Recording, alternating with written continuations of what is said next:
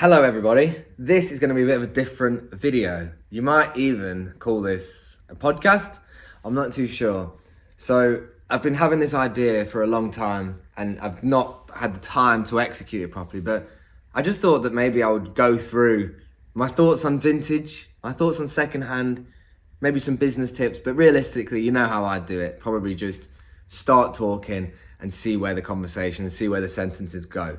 What I will say you will be able to take from this is definitely some value. So if you are listening now, stick about, because I'm sure that every now and again there'll be some little gem in there that will hook you and be useful for where you are with your part of the journey. So where do I kind of start with this? I suppose maybe starting with where I see reselling right now, where I see the ecosystem right now, and how I think that maybe you could get a part of it if you wanted to, or how I think it will play out. So to give a little bit of a disclaimer before we go into where reselling is now, I'll probably tell you about me, where I've been and where I am right now, so that you can kind of understand that surrounding. So my name's Spencer Lyon, and I did start a brand called Gully Garms in 2012 from a bedroom. It was called Spencer Lyon 92. That's my first name, second name, and my year of birth. And then I had a few changes. It was called Fresh Off the Body because I was buying stuff from charity shops and it was a little bit too sensitive as a name, obviously. And then I did a brand with a friend called Mooch, which was still buying and selling from charity shops. But all of these were very short-lived ventures versus the sort of, I guess, the antithesis of where it was heading, which was Gully Garms. So in 2012, Gully Garms was sprung up, should I say, from my bedroom at home where I lived in 2012 at my parents' house. And it was started at the point when, I started Gully because I just needed something to pass my time while I was at university. I was definitely pushed by parental figures to sort of have more about yourself. There's this silly ideology people have where it's like, you've got to do a degree because if you have a degree, then you're smarter than other people and it helps you. I think that's total nonsense. I don't think it does. I think that you just self-educating yourself and being able to convey that in the right way to the right people is all that matters. So enough waffle and nonsense. So I started it in 2012, Gully Garms, after all the little bits before it and around it. And I started that, and my whole business model for the beginning of it was going to charity shops, going to car boots, and most importantly at the beginning, buying and selling individual items on eBay. So when I was buying and selling on eBay, I was managing to get individual items for 99p, like old 2000s Nike sweatshirts, vintage Reebok, lots of sportswear. I kind of seemed to focus on the sportswear part of it, and I think it was because the first sort of wholesale lot I took was this bundle of 100 branded sweatshirts on eBay. It so happened to be by my supplier, who I ended up continuing to work with in business for 7 to 8 years. After that first one, it was that good, and maybe it was just placed at the right time. And I even remember at this point in the journey, my friend at the time, I said, look, this is 200 quid. It's £4 a piece, or it was 50 for £4. 50 at £4 a sweat, really cheap. Old vintage Puma, Adidas. It's so nice as well. Really, really cool pieces that would cost you at least £15 a piece at wholesale now. And we'll get into that at some point, whether it's this one or another one. And yeah, I remember saying to my friend at the time, I said, look, have you got 100 quid to venture in with me on this? Because I think this is worth some cash. Now, when we were selling on Asos Marketplace, we was back at the starting ground of it. So 20% commission, working from a bedroom, had no overheads and all that sort of stuff. And I said to myself, do you want to go in with it? And that was the start of the first wholesaling trip of taking those sweatshirts. So in the beginning of it, maybe in the first 6 to 7 months, I was just running with an idea. And the idea was just my own internal obsessive compulsive disorder of, I like seeing clothing. Let me see how many items of clothing I can have. Everything I do is an amalgamation of my own self. I am an obsessive person, and as a result, it was almost like a hoarder / collector of clothing and all things secondhand. But my process was curiosity. So going into charity shops, finding items at the time, taking them, putting them on Asos Marketplace, working on the law of 4 at all times, a minimum of a law of 4, and like just sort of continuing to go with that momentum. And I think that in 2012, when I was on Asos Marketplace, Depop was simultaneously running at the same time, but it didn't have as much leverage as Asos Marketplace. Like, Asos Marketplace was one of the biggest breeding grounds for boutiques and like very eclectic brands, certain ones that started and like managed to sort of do very successfully. One of the biggest sellers that still remains to be a big seller would be Messina Hembry, who is one of the companies actually that took a shift from Asos Marketplace to Asos.com under their umbrella. But let me try and not get too complex with this one. So Asos Marketplace at the time when I started was probably like the bigger platform. Vinted wasn't about in 2012, and eBay was just seen as more of like a memorabilia collectible sort of item to me at that time when I started. Remember, I bought individual items to buy to resell off eBay. So my mindset around that was, this must not be a platform to be able to execute selling items at a full price. So as a result, I will adapt a different business model.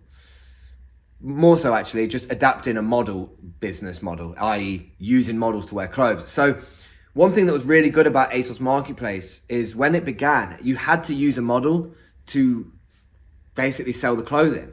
So you had to have somebody wearing your item of clothing in order to be able to sell it. They had a set photography standard. And I think what was good about Asos Marketplace is there was a trickle down like sense of responsibility from Asos.com. They knew that Marketplace sat under their umbrella of their own brand, and they knew that essentially the people that were selling on there would have to have some level of standard versus what they did, even despite the fact that Asos.com is a business that has the facility of many studios. I've been to Asos.com many times, and their setup is very, very big, and I'm sure I can go into that at a different point if you like. So Asos Marketplace promoted, and not only promoted, but like you had to use models for the beginning of it. It later went on to change that and adapt it in a different way, and I think it only changed it over the COVID times. But let's get back to that, what feels like a bit of a story actually. So Asos Marketplace was where I decided to actually sell items of clothing, and I basically bought things from eBay, bought things from charity shops and car booths, and took this model of buying items and reselling them like what we were doing. But my initial interest point outside of this, what needs to be noted, is media. So for the longest time ever, I did YouTube when I was like flipping 13.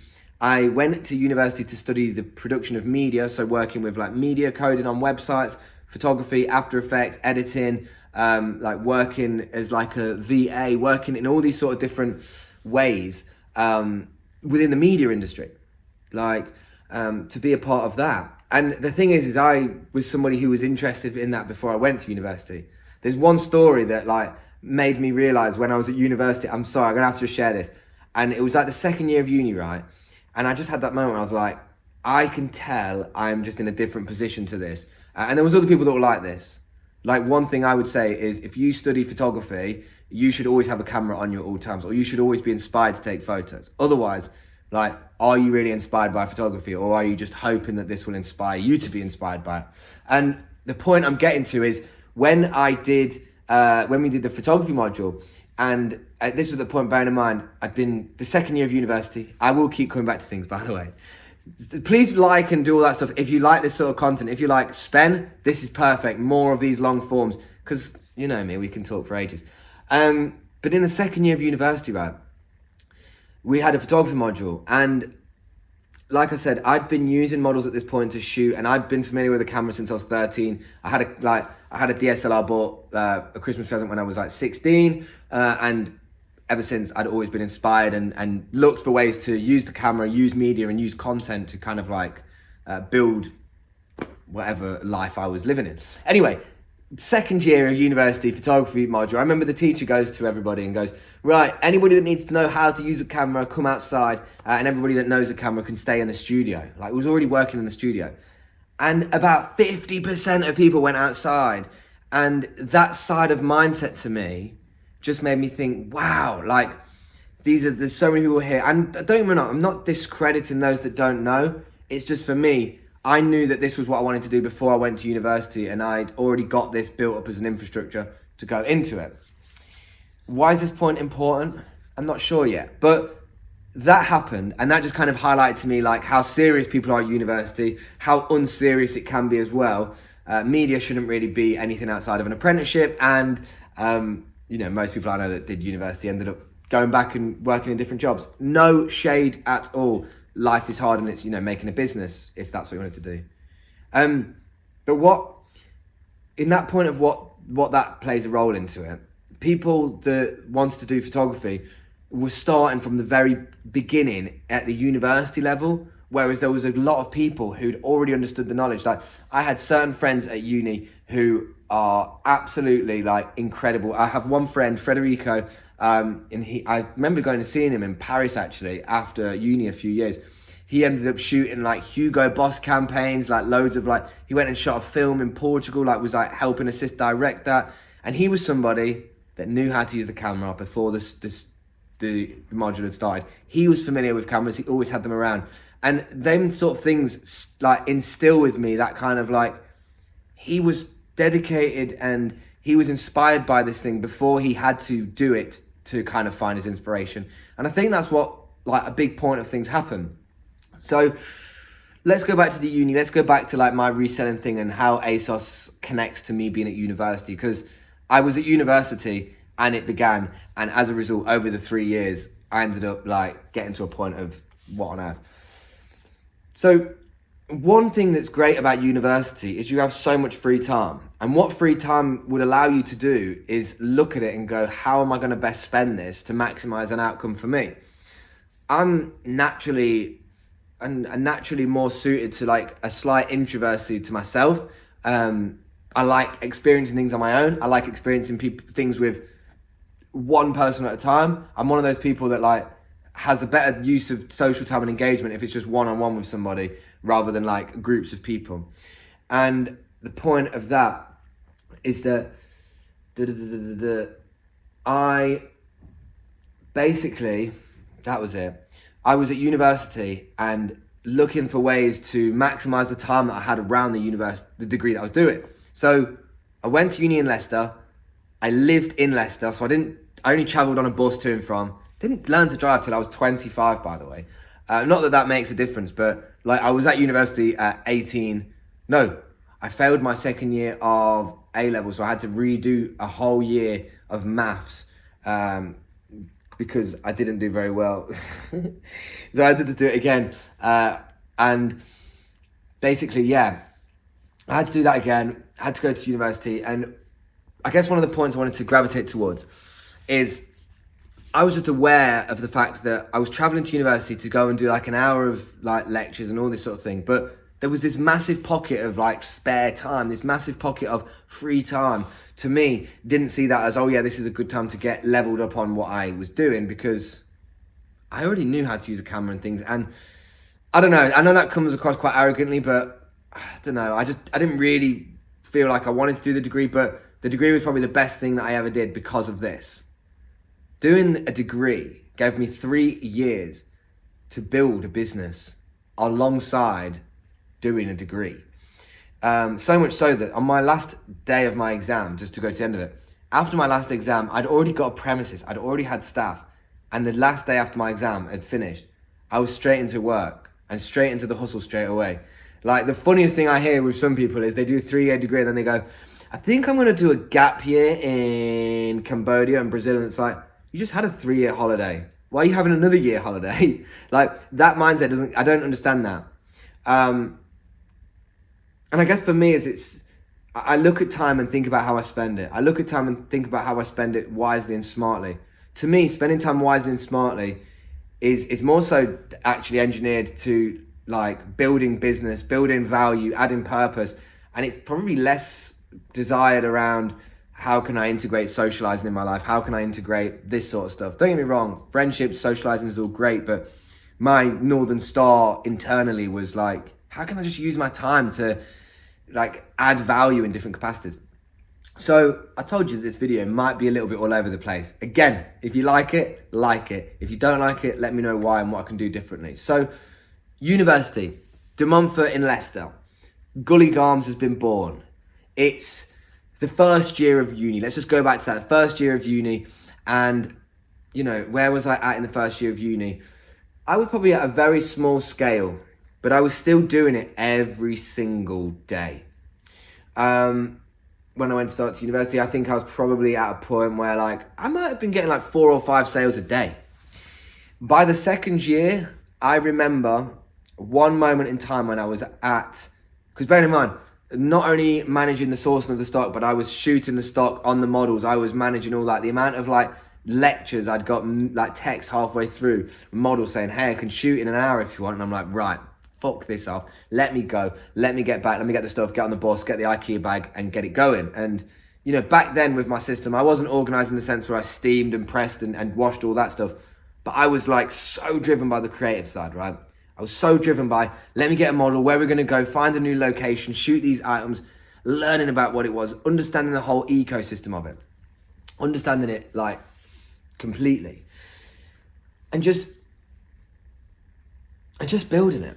So in the second year of university, I remember sitting there in one of my computer labs and doing some work, and sort of my phone kept pinging off.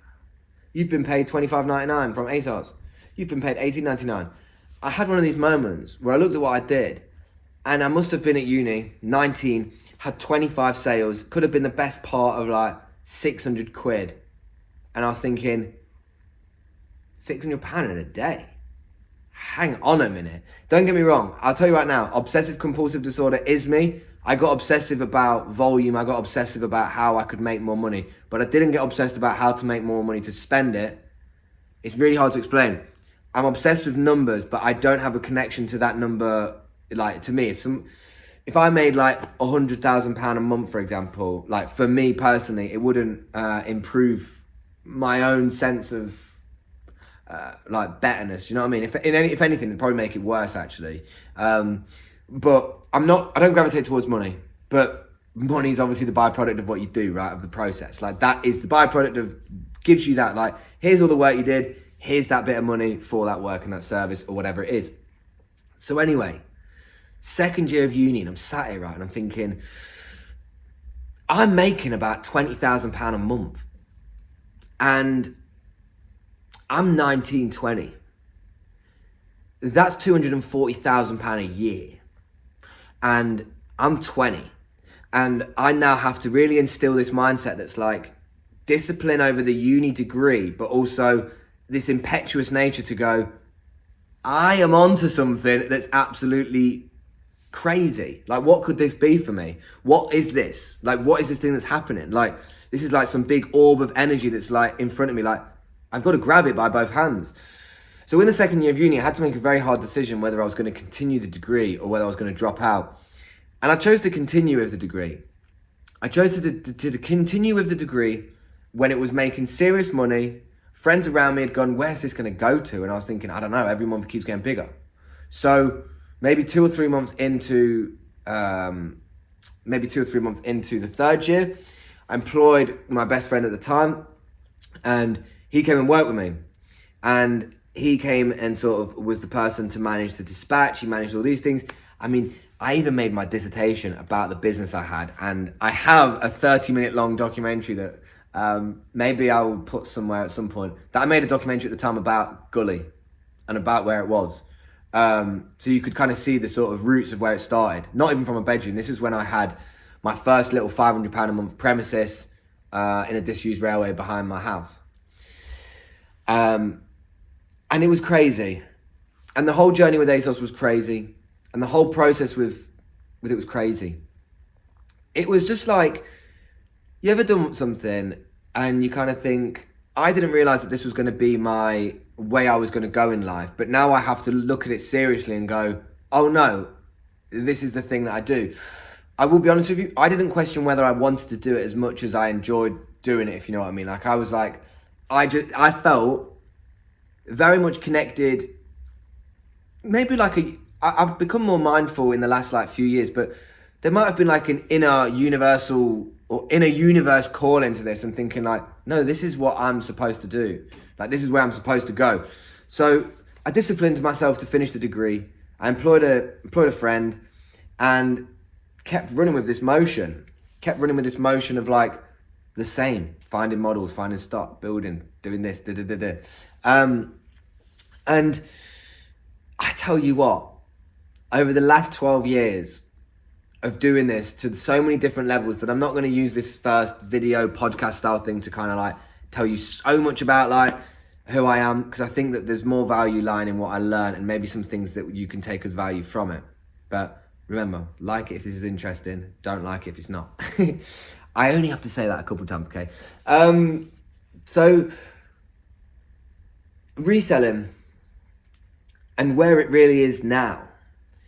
So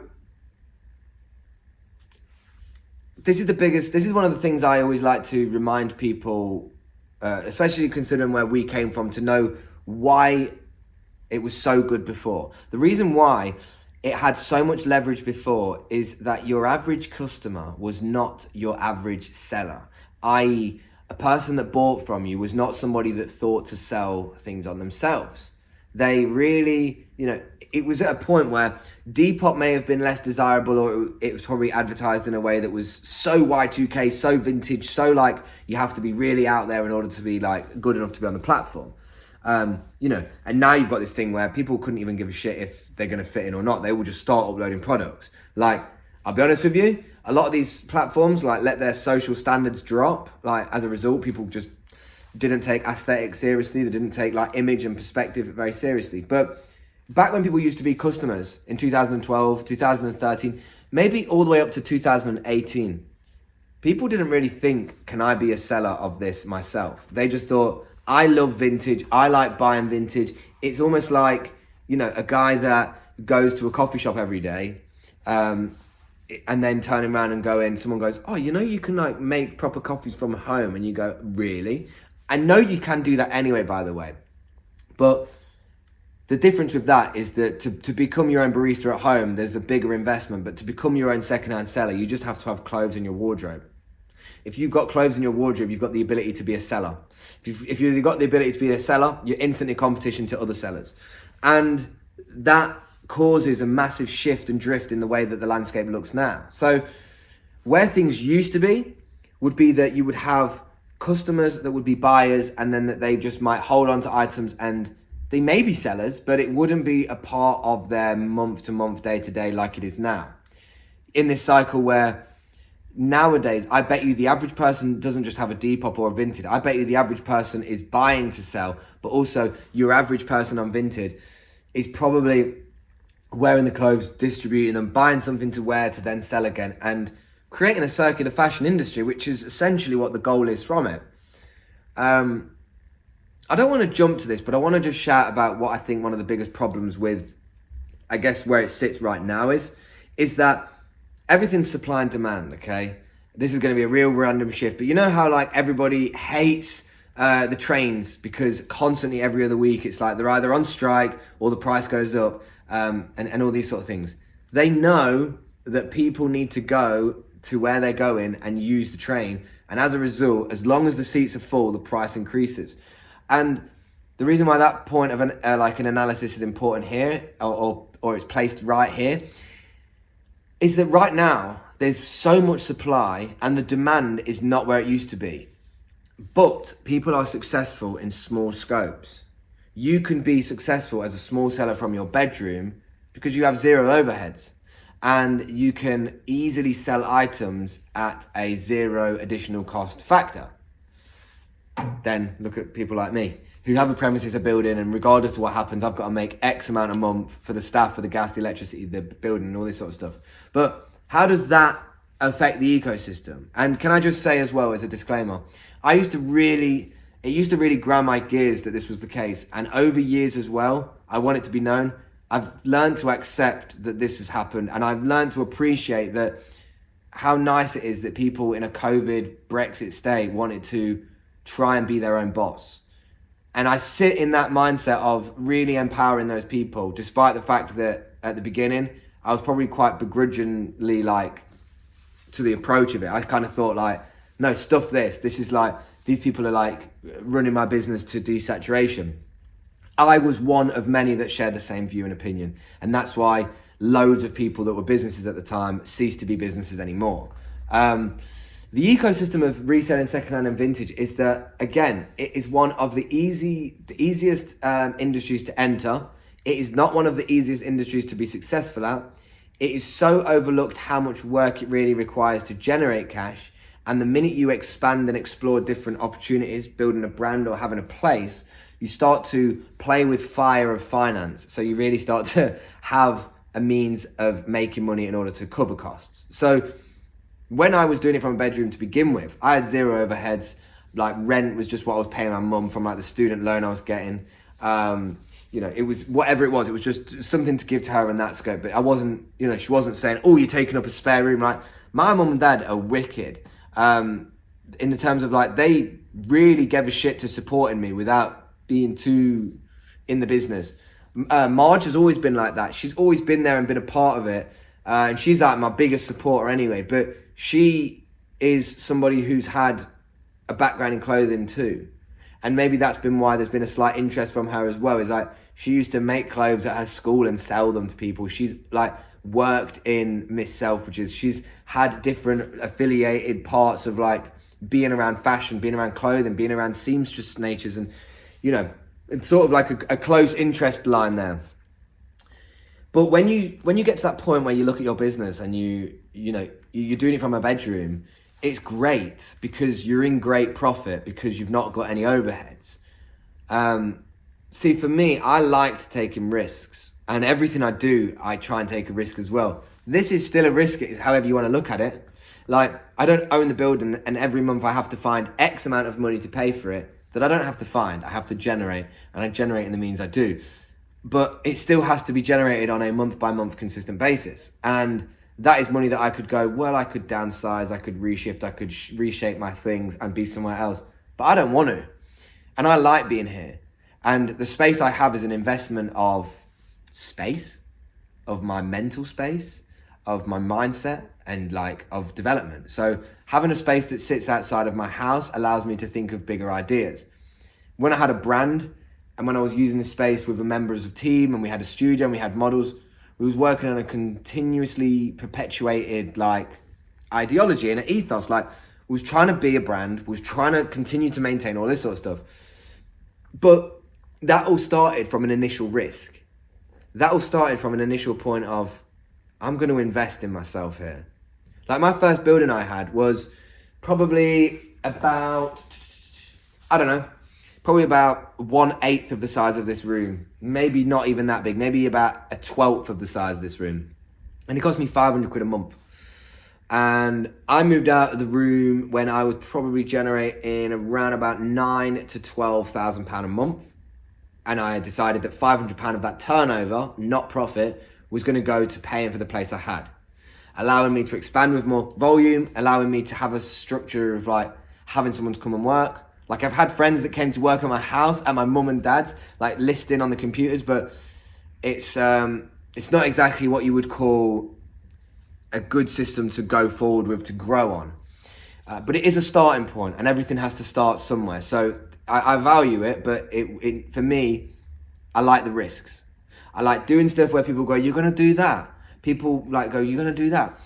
And I think that if you take the risks, you have to force yourself into them tricky waters. You have to force yourself to think of ideas. And the same way with why I left my whole dissertation for about the last 3 weeks, wrote 12,000 words and built a documentary, is because like pressure makes diamonds, doesn't it? Like some people don't need to do things so forward in advance. Some people need that push. And having this sort of space, this space I had in 2015, so it's coming up to 10 years of being here as well.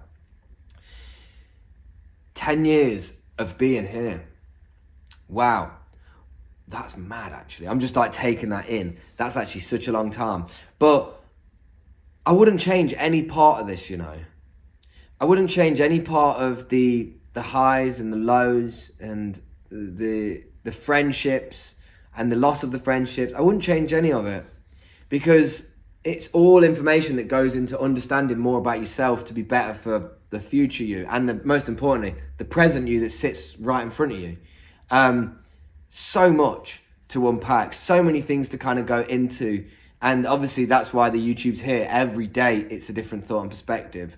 Just as a little side note as well, I really do enjoy the daily vlogs. I really enjoy that way of like showing you how the days go. Sometimes I will be honest, it's quite tough to capture everything, but I really do enjoy that.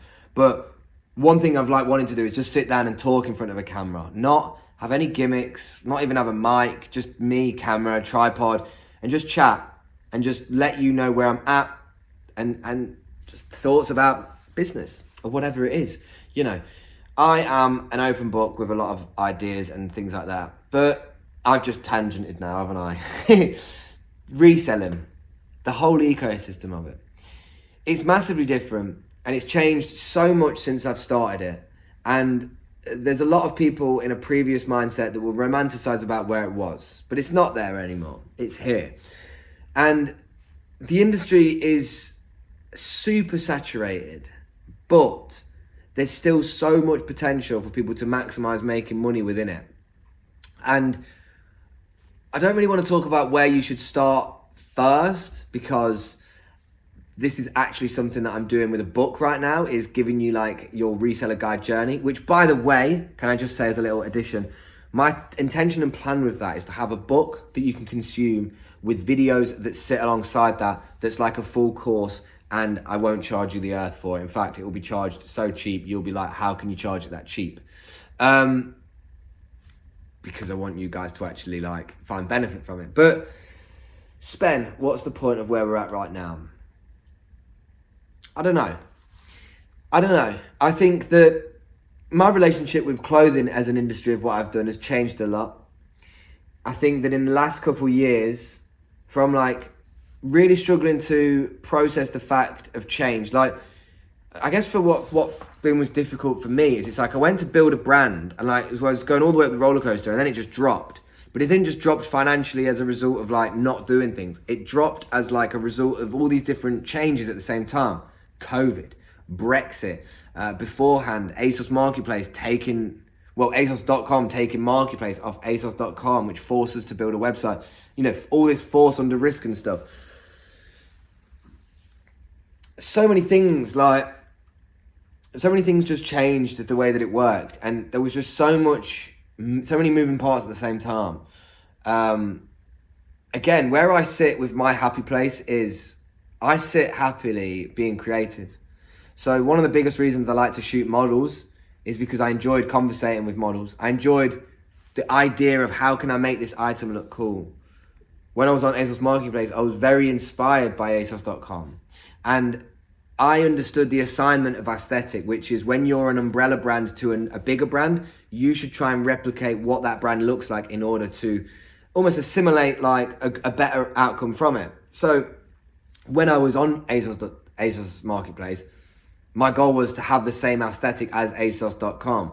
I invested in models from London. I spent £500 a day on a model, £1,000 a day when there was 2 of them, doing that 4 or 5 times a week on repeat continuously, investing in it, investing in the image. And it's something that I know that a lot of people won't do now. It's probably like a normalized thing to go, well, you won't get a model, you just throw it on the floor. I do find that sad, you know.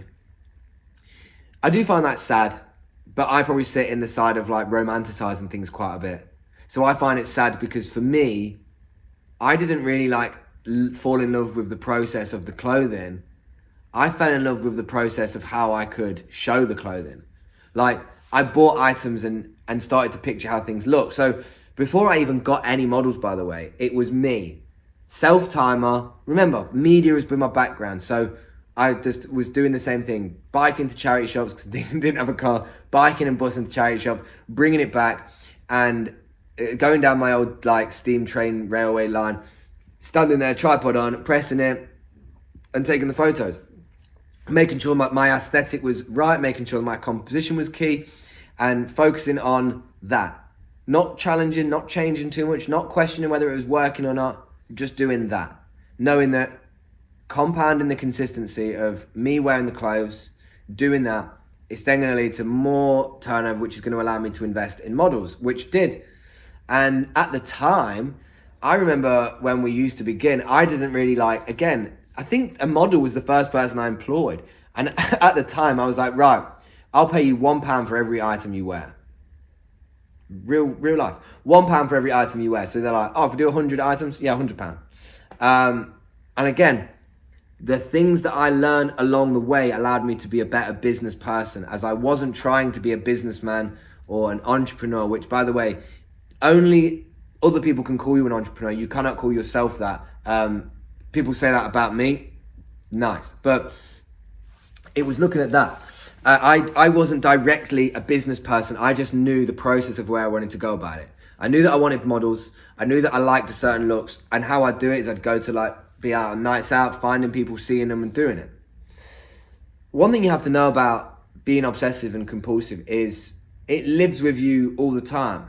So I was so absorbed and obsessed with Asos Marketplace and everything that was going on that everybody I saw around me, I was thinking, how are you looking my clothes? How are you looking my clothes?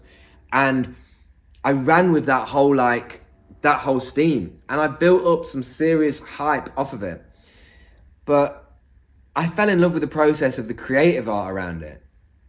And I think that that's one of the main reasons why I was as successful as I was with it.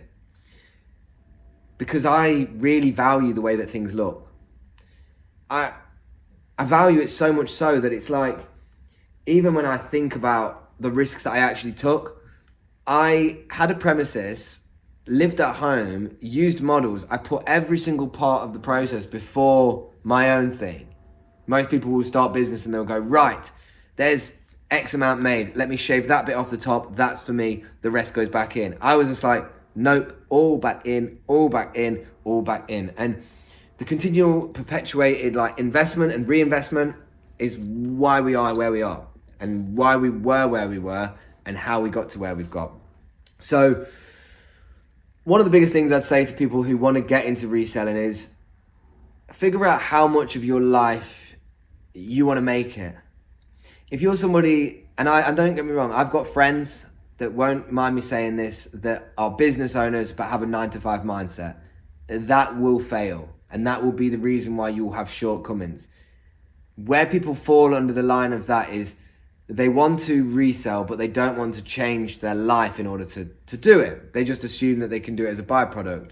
And I think you can, and I think definitely you can. A lot of you are successful with it. But where a big question sits with a lot of what people say, or where a lot of people's confusion is scaling, building things up, getting to a certain point. But scaling comes only from investing everything back that you've earned without taking anything off for yourself, and devoting more time than you can. Because when you haven't got more money to generate and put back in, the only thing you've got is more time. I can either go to the pub, or I can upload them 50 items so that I'm ahead of tomorrow and I can shoot another 50 items. These little moments that you compound every time you go out for a meal with a friend or go for a drink rather than working, that's one day minus on the actual hustle. That's how I saw things. Be on nights out, coming home, getting back on working at 2-3 a.m, just uploading products. Then going back to sleep and waking up, going to uni, running away at lunchtime, not half time, to shoot models. I made the business my life. I made it so all-encompassing with what I did that I can't confirm whether that's a good thing or a bad thing, but I can confirm that if you do that, it's a successful thing. And the reason why I say I don't know if it's a good or bad thing is because that whole thing, a successful businessman might be a bad person, or they might have poor personality skills, or they might, the people that make the most money might not make the best decisions in terms of their own personal self. They might just work all the time and not build any relationships up personally, not have all those sorts of things. And that's a fact you have to take into account. Especially if you're young starting this. I started it when I was 17, 18. I started it just out of going to charity shops, being curious. But I didn't start it with any intention to think I'm going to be a reseller. I just thought, this is wicked. If I can make some money off doing this and I can model the clothes, I can basically not get a job, and I don't have to get a job. And I've never had a job really outside of working. I literally worked at the farm down the road, £20 a day for 9 till 5. And I got fired for no common sense. the farmer like actually shouted at me like, "Are you fucking stupid?" And I was like, "I don't want to be a farmer anyway." And then here we are. So yeah, what a shift. But not really a shift, because it was just like a part-time thing. But there's just so much to this topic. And the more I have conversation with new people, the more interesting I find it in terms of like, what people want to know and what people think and how they perceive this industry. I do think that people think that reselling is like a very easy thing to do. But I think what's key is to note, it's an easy thing to start, but it's not an easy thing to do. And the difference in that is that anybody can start as a means of having a wardrobe, because anything you own is secondhand, but the understanding that you need before you sell is imperative for the success. And most importantly, for sustaining some longevity with it. Like, if you think, and I've got friends that have done this in the past, and I'm not going to throw any names out there yet in terms of like just doing this. I've got friends who have been sellers in different capacities over different points. And I know people who will like travel for years, do their own thing, like they'll have other jobs, and then they'll go, right, I'm going to be a reseller for 3 months, make some cash, and then go away. And some people try to add that as a part of it. I just think that in order to be successful at things, you have to be consistent. You have to keep showing up every day, and you have to maintain it. And there will be shortcomings for assuming that you can dip in and out of an industry. I tell you that for a fact. Like, I think that the undermining of like thinking that you can dip in and out is massive. But what point am I trying to make right now? Not really a point, just a conversation. Again, if you like it, like it. If you don't like it, tell me why you don't like it. Reselling was great, and I still do resell. Like, that is what my job is. Like, I still am a reseller on live stream platforms. I still have a website. I mean, being totally honest, I really want to work to using the content to be in the best way of my output being my way forward. Like, making content, helping people do what I did, and do it to their own standard, do it better, do it in their own way, and be successful from it. And that's just where I'm at. I feel like this is a nice spot to stop the video and to kind of like have a little bit of a reflection. But honestly, I would love and appreciate anybody's input on what you want to know more about. If maybe there's like topics that you can give on a comment. If you like this sort of thing, just let me know, like, if it's something that, you know, you'd like to see a bit more, because I can do this in nicer capacities as well, just like outside, doing it in different places and whatnot. But yeah, I really appreciate all you that do watch. I really appreciate all those that comment and take the time to engage. Anybody that's been a part of Tilt, Gully, or anything, it's continued love from me, Marge, and everybody else that's been a part of it to you. And yeah, stay safe, stay sustainable, keep doing you. And I guess you'll see me tomorrow on A Day in the Life again. Unless you like these videos, and who knows, maybe I can just perch myself up in a random cafe and talk to you about some other topic for 20-30 minutes. I don't mind doing this in public. you know I won't mind doing it anywhere. I'm just here because I'm waiting for Royal Mail right now. So, well, I'm here because I came back to make a video because I wanted to do this. But guys, all love, appreciate you all. I hope your reselling journey is going well, and my best wishes are being sent to you. Right, lots of love. Stay safe, stay sustainable, keep doing you, and I'll see you tomorrow for another video at 6:30. Peace.